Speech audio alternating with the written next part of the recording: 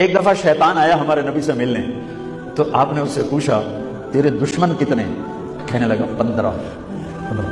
آپ نے فرمایا کون کون ہے؟ کہنے لگا پہلا تو تھوڑا ہی نمبر ہے، پہلا نمبر تو تھوڑے نال میرا لگو ہے۔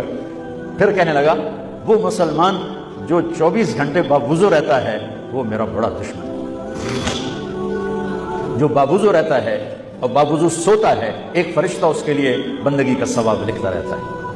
خیر واپس آتا ہوں، میرے نبی نے فرمایا 4 باتیں لے لو اور دنیا بھی تمہاری آخر، ساری PIA زندہ ہو جائے گی، ساری اکانومی زندہ ہو جائے گی، ساری معیشت زندہ ہو جائے گی۔ 5 بھی نہیں، ایک انگلی بھی آپ نے نیچے کر دی، کہیے بس اتنی لے لو۔ حفظ و امانت، صدق حدیث، حسن خلیقت، عفت فی طعمت۔ کیا خوبصورت!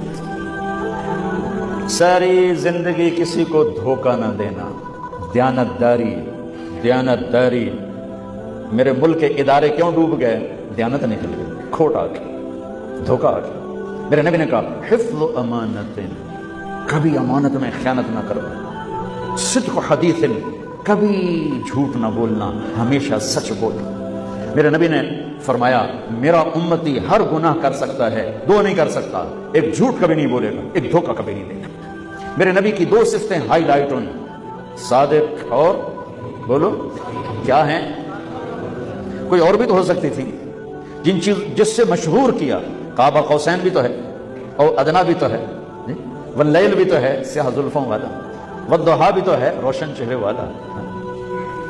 کس سے مشہور کیا؟ صادق امین۔ اگر آپ مجھ سے سوال کرو، میں ممبر رسول پہ بیٹھا ہوں کہ مولانا صاحب سارے دین کو 2 لفظوں میں بتاؤ، ساری شریعت کو، تو میرے پاس 2 لفظ ہیں، سچائی اور امانت داری۔ آپ مجھ سے سوال کرو مولانا صاحب ساری دنیا کے کفر کو بتاؤ، تو میرے پاس 2 لفظ ہیں، جھوٹ اور دھوکے بازی، جھوٹ اور خیانت۔ پوری دنیا کا کفر ان کے اندر چھپا ہوا ہے، سچائی اور دیانت داری، پوری دنیا کا اسلام اس کے اندر چھپا ہوا ہے۔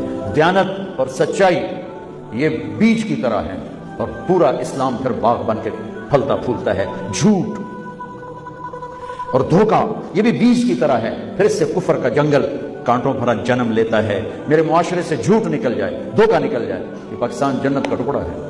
اور یہ حکومت کے بس اب نہیں ہے کہ وہ سب کو سچ بلوائے، یہ مجھے کرنا ہے، میں نے اور آپ نے اس کو شروع کرنا ہے۔